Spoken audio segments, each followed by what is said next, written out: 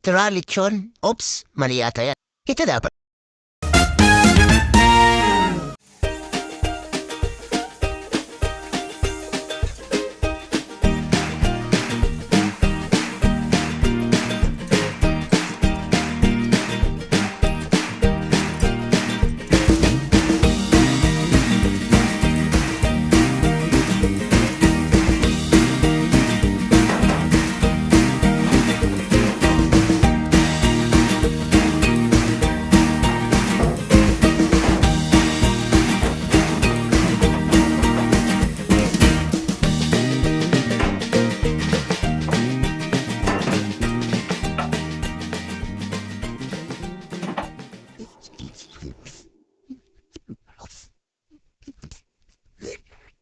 Sobrang init ngayon dito, guys.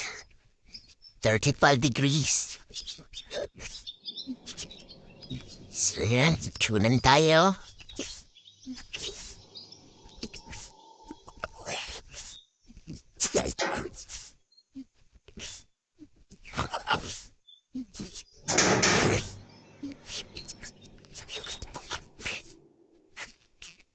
So yan.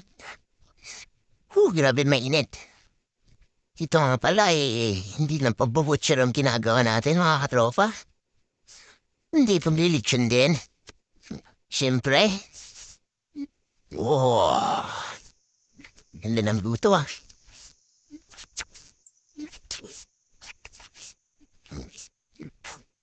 Hintay pa tayo mga isang oras pa.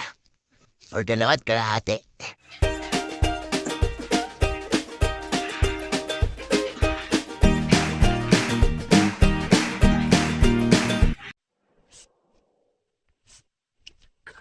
Well done. Tapos na ang ating bitchon, mga katropa.